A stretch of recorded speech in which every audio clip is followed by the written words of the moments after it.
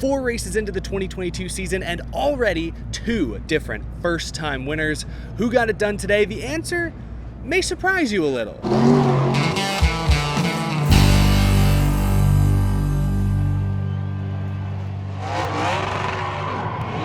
How's it going, y'all? My name is Eric. Welcome to Out of the Groove Phoenix Race Review Edition. I'm sitting here in the infield experience. I'm in the Busch Beer area. Victory lane right over there where Stewart-Haas Racing is celebrating their first win of 2022. And it wasn't Kevin Harvick, wasn't Eric Almirola, wasn't Cole Custer in his 3rd year. No, it was the sophomore driver Chase Briscoe in the Mahindra Red 14 who got his first career win today. We're gonna talk about how he did it because he had to outduel 2 other extremely hungry drivers who were also winless coming into today, looking for their first wins as well. They were battling for the win in the closing laps. It was dramatic stuff. We'll talk about some of the other top finishers. We'll put this race on the Groovy gauge at the end, but I want to begin with the finish, as I typically do in these videos. It was tough to pass out there really all day long, with the exception being restarts when they'd fan out 5-6 wide on the apron. Ross Chastain at the end there, and Chase Briscoe, really it was like a game of limbo. How low can you go? They were daring each other to go lower, all the way up against the wall. It was crazy stuff, but other than restarts, you couldn't pass easily out there. It was typical Phoenix. In fact, it looked like a Gen 6 Phoenix race. Of all the tracks we've been to so far this year, this was the most familiar racing that we've seen so far. In many ways, this race was kind of won on pit road. After Martin Truex Jr., I guess, blew a tire and smacked the outside wall in turn 2 real hard, that led to a cycle of pit stops on pit road. Chase Briscoe's team gained him a bunch of spots, put him in position to capitalize on the ensuing restart when, credit to Chase Briscoe, he did have to drive the wheels off that thing. He got around Chase Elliott. It looked like Elliott was going to give him a run for his money until another late race caution. This time it was Eric Jones for the 2nd week in a row. Side note, Eric Jones, been running really well with Petty this year. Got to finish these races. That's 2 weeks in a row. He had a top 10, maybe a top 15, and he messed up in the closing laps. Can't keep doing that. More pit stops, and credit to the 14 team. They got him out first. So again, a great pit stop on pit road. Briscoe executed on the ensuing restart. He had guys like Tyler Reddick looking for his first career win. Ross Chastain up there looking for his first win as well. You had Kevin Harvick, who, yeah, he's won 9 times at Phoenix alone, but he hasn't won a cup race in over a year. You had some hungry drivers right behind Chase Briscoe. He fended them off. Then Chase Elliott spun out. You had another restart, and this time you had 3 drivers who were all looking for their first career wins. Chase Briscoe had the track position and he never let up. It was interesting, after the race, both Tyler Reddick and Ross Chastain discussed how they were seriously considering how far to push it on those final restarts. How deep do they send it? Do they just wall the guy in front to try and take position? Like, how desperate were they for their first wins? Both drivers said there was a line they didn't want to cross, and they didn't. Credit to both Chastain, Reddick, and Briscoe for that matter, and Harvick, everyone who was up there. They all raced clean. It was a fair game. It was competitive. It was good, hard, fair racing. I'll keep saying, like, fair. I love aggressive racing, sure, but I don't like it when guys just take a cheap shot at you and knock you out of the way when you're in a vulnerable position. I want to see hard but fair racing. That's what we got at the end of this race between 3 young drivers who, at some point or another, even in recent history, have been a little over-aggressive. Like Briscoe, for example. I know he went on to win this race, but like last year at Indy when he had a shot to win, he spun Denny Hamlin out. Didn't make any friends there. Ross Chastain, we know how aggressive he is. Tyler Reddick, known for maybe overstepping his limits just a little bit too much. But all 3 of them raced each other very cleanly, very fairly, and very competitively in the closing laps. And it was Chase Briscoe for Stewart-Haas Racing. Can you believe that there have really only been 2 SHR wins in the last year and a half, but neither have come from Kevin Harvick? I don't mean to keep dwelling on Kevin Harvick. He had a great day today. He finished 6th, but was up front in contention really all day long. It was a good race for him. But Stewart-Haas Racing, man, it looks like their future is bright, or at the very least there's a light at the end of the tunnel. Like Harvick, he's only under contract through next season, and when he retires, and obviously Eric Almirola is about to retire, like, who's going to take up that mantle? Cole Custer hasn't done a whole lot these last couple of years. Chase Briscoe is going to be that guy. They got Ryan Preece as a development driver, sure, but he's still relatively unproven. Briscoe's he had a season where he won 9 Xfinity races. Like, that tells you he can drive at least a little bit. Briscoe winning today, obviously exciting for him, but also has to be exciting for Stewart-Haas Racing. They also have a new sponsor this year with Mahindra tractors coming on, getting them a win just a few weeks into this season. Obviously, that's got to be good for business. And it was a team effort. Briscoe executed on those final restarts, but the pit crew initially put him in position to make those kinds of moves. So SHR has to feel really good about this. And we haven't said a lot of good things about Stewart-Haas Racing over the last year, and justifiably so. They haven't done much, but today was a big day for them. I mean, Cole Custer ran in the top 15 for a lot. I just mentioned Kevin Harvick was up in the top 5. I think even Eric Almirola was at least mid-teens. Speaking of other drivers, let's look at the top finishers real quick. Ross Chastain and Tyler Reddick still got top fives. Their times will come.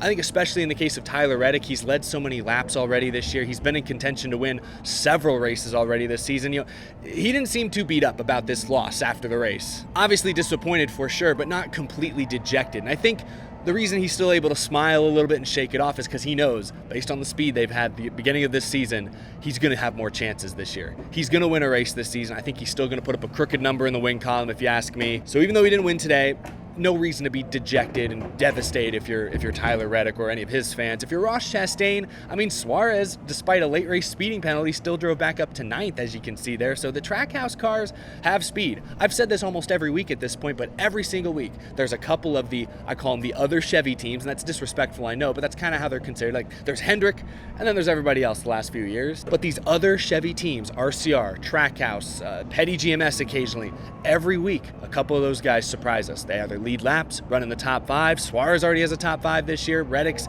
led a bunch of laps. Jones has a top 5. Ross Chastain has top 5. Like, every week, these other Chevy teams are impressive. I know he didn't win this race. I know he has not won a race yet in his Cup Series career, but Tyler Reddick's a Championship 4 contender right now, right here, right now. Come November, Tyler Reddick has a great shot at racing here for a Cup Series championship. I'm just calling it now. Ryan Blaney started on pole, led a good amount of laps as well. He gets a solid top 5. I mentioned Kevin Harvick. He still comes home with a very respectable finish. Kurt Busch gets a top 5. I don't know how he snuck up there. Toyota was lost today. Let's talk about that. Christopher Bell faded immediately. He was one of the only guys today that just straight up spun out, just broke loose and wiped out. Kyle Busch faded shortly thereafter. It was weird seeing him in the DeWalt colors, I must say. I'm still not used to it, especially when he was walking around in his fire suit. That just did not look right. Martin Truex Jr. was the only Toyota driver even close to sniffing the top 10 late in this race, and then he cut a tire and destroyed the outside. Well, glad he was okay. Bubba Wallace was way off today. He ran close to 30th most of the day. That was a bad run. Hamlin sped early on and never got his track position back. So really, Kurt Busch getting a top 5 is shocking, and he even acknowledged it after the race, talking on pit road. They haven't gathered many stage points this year. There have been a lot of little issues they've messed up on, like he mentioned. They didn't have the tachometer set up right today, like little details that the team still is figuring out. But they've still gotten some decent results late in these races and have salvaged points. So small victories for Kurt Busch, still, working with a fairly new team here. Cool to see them get a top 5. Kyle Busch did end up 7th, so Toyota, thanks to some late race restarts, showed up, but that's really not where they ran today. Anyway, those are some of your top finishers. Kyle Larson was a contender today as well, as he typically is, but he had a motor issue late in the race. I believe broke a valve spring, so he DNF'd. So did Corey LaJoie, who was responsible for the first major incident of the day when his wheel broke. They're going into turn 1. I still don't know exactly what happened, but it looks like probably just a loose lug nut, likely damaged other things inside the wheel well there, and that's what led to the tire just breaking and the entire tread, like the tire part falling off the car, bringing out a caution. So he DNF'd as well, but those are your top finishers from today's race. The finish was dramatic. The players late in this race were very exciting, but to me, this was the first race this season that was kind of a letdown. Not that I had high expectations for a race at Phoenix Raceway to begin with. I feel like I'm a bigger Phoenix fan than a lot of people. A lot of people really don't seem to like this track. I think they're bitter that it got the championship weekend away from Homestead, Miami, and I understand that. Miami is probably the best mile and a half on the schedule, but having been here a few times, I don't know, the at-track experience is one of the best in the business. This infield experience that I'm sitting at is really great. As a facility,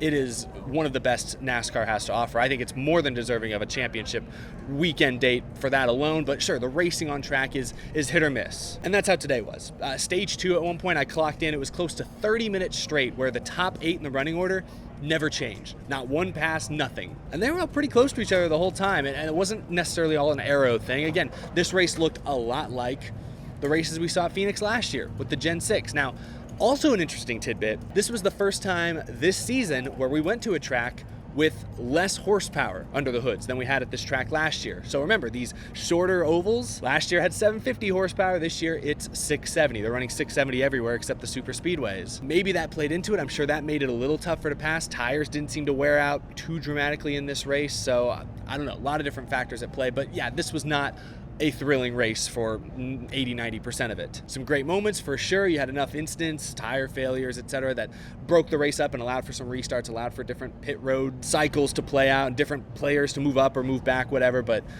overall, this was certainly the biggest flop of 2022 so far, and I wouldn't even call it a bad race. It was a very middle-of-the-road race, somewhat salvaged by a dramatic and exciting final few restarts. I didn't really see much of the broadcast. I saw maybe 100 laps of it. I gotta say, I did not enjoy Mike Joy, Clint Boyer, or Danica Patrick. Like, I didn't like any of them today, even Mike Joy, which is rare. Again, I only saw a third of the race, so that's, my opinion is obviously not the most credible in this instance, but it just sounded like Danica and Boyer especially were almost at odds with each other. They had absolutely zero chemistry. Danica, over the 100 laps I watched, she brought up IndyCar about 3 times because, let's be honest, she wasn't a great NASCAR driver, so anytime she makes a NASCAR point, she doesn't really have any credibility there, so she's forced to fall back on what she is good at, open wheel racing. That was her thing, and that just rang hollow to me. Like, why are we referencing IndyCar so much during a NASCAR broadcast? I saw a few screenshots and stuff of the pre-race show. It sounds like it was still silly, goofy, over the top, and cheesy as all heck.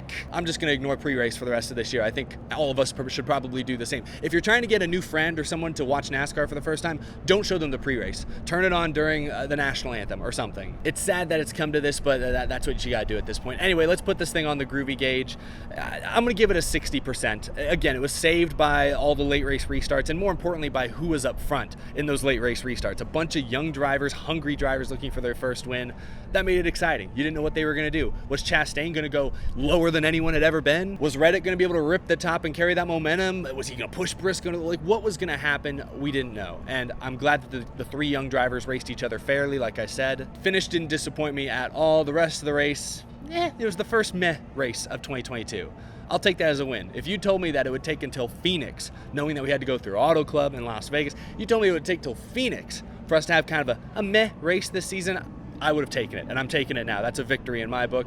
But thank you guys for watching. That's going to do it. Let me know down in the comments what you thought of today's race, and I'll see you guys back in the studio. If you're new to the channel, be sure to hit that subscribe button. We talk NASCAR day in, day out. My next race that I'll be at in person is Circuit of the Americas, so if you're out in Austin, Texas in a couple weeks and you see me, be sure to say hi. And as always, a big thank you to my amazing Patreon supporters as well. It's always tough to film this show on the road. I hope the wind, it's been very windy and sunny. There's hardly any clouds in the sky here in Phoenix. I hope that's not messing with the audio too much. So I appreciate you guys sticking it with me and supporting the show, supporting the channel. I will see you all again later this week. Have a fantastic rest of your weekend. Gosh, the wind.